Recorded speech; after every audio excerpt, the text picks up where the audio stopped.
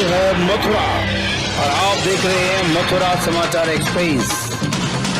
नरहौली बारात की घटना की निष्पक्ष जांच एवं दोषी लोगों पर कठोर हो कार्रवाई।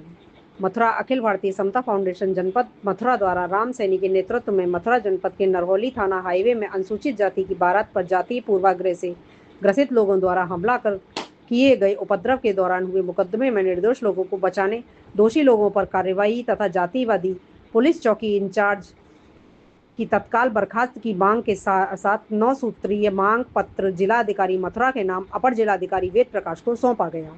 मांग पत्र सौंपने के दौरान एड सरदार अमरजीत सिंह एवं एड अजय सनवाल, हीरा चक्रवर्ती, डॉक्टर जगदीश मौर्य ने संयुक्त रूप से उक्त घटना की निष्पक्ष जांच के साथ निर्दोष पुलिसकर्मियों पर हुए हमले तथा चौकी इंचार्ज तारसी को तत्काल बर्खास्त कर क्षेत्र में शांति व्यवस्था बनाए जाने के लिए उचित कदम एवं पीड़ित पक्ष के जान माल की रक्षा की बात कही। साथ ही कथित गोलीबाजी की घटना की निष्पक्ष जांच की मांग भी की गई।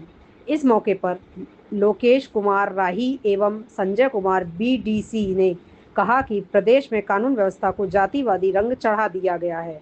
साथ ही कुछ राजनीतिक एवं सामाजिक संगठनों के लोग सस्ती लोकप्रियता हासिल करने के लिए गलत और भ्रामक बयानबाजी कर माहौल खराब करने की कोशिश कर रहे हैं, जिन पर वीडियो फुटेज जैसे तथ्यों को ध्यान में रखकर मुकदमा लिखा जाए।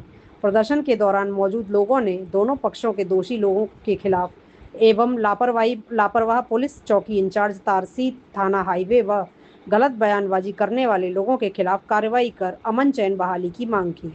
प्रदर्शन एवं खुला मांग पत्र के दौरान सागर सिंह, सीवी विकल, चित्रसेन मौर्य, मेहताब सिंह, लक्ष्मी नारायण आदि मौजूद रहे।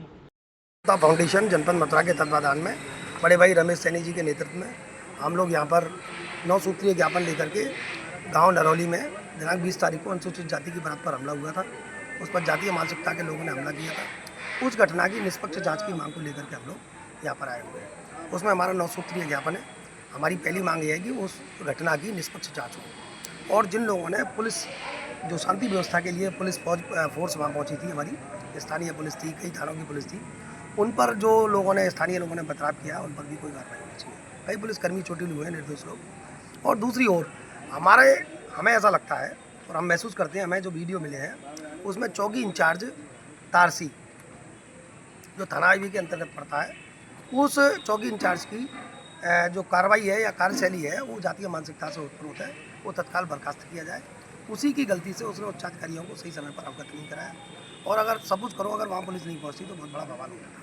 मैं मौके पर मौजूद था, मैं भी 11 बजे पहुँच गया, 11:30 बजे करीब पहुँच गया था। इस घटना को लेकर के शहर के अंदर तमाम राजनीतिक दल के लोग और सामाजिक संगठनों के लोग इधर से भी और उधर से भी दोनों पक्षों की ओर से गलत बयानबाजी, भ्रामक बयानबाजी करके आग में घी डालने का काम कर रहे हैं। जबकि उनको करना चाहिए था कि साहब आपसे सौहार्द की बात करनी चाहिए थी, बड़प्पन की बात करनी चाहिए थी, मिलजुल के रहने की बात करनी चाहिए थी और निर्दोष लोगों पर कार्रवाई की बात करनी चाहिए थी। क्योंकि किसी की बारात में हमला होना ये कोई पहली बात नहीं है और खासतौर पर अनुसूचित जाति की बारात पर हमला होना, इन्हीं की बारातों पर हमला क्यों होता है भाई?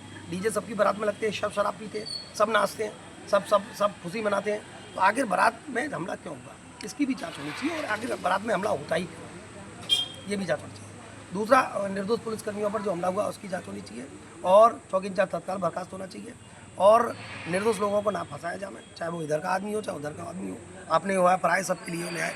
और एक कार्रवाई और होनी चाहिए, जिस पंडित जी ने इसको शुभ मुहूर्त बता करके शादी को बताया था उस पंडित जी के खिलाफ भी मुकदमा दर्ज होना चाहिए, क्योंकि उन्होंने गारंटी ली थी कि ये शुभ मुहूर्त में शादी होगी और उन्होंने कदापि नहीं बताया ग्रह नक्षत्र किस प्रकार के थे। और इस तरीके से काफ़ी लोग चोटिल हुए, हताहत हुए, एक दूसरे में नफरत पैदा हुई। उन्होंने बिल्कुल भी नहीं बताया कि खाने पीने की चीज़ें फैल जाएंगी, खाने पीने की चीज़ों को आपसी लड़ाई के दौरान बिगड़ जाएंगी, नष्ट हो जाएंगी और आपसी माहौल बिगड़ेगा।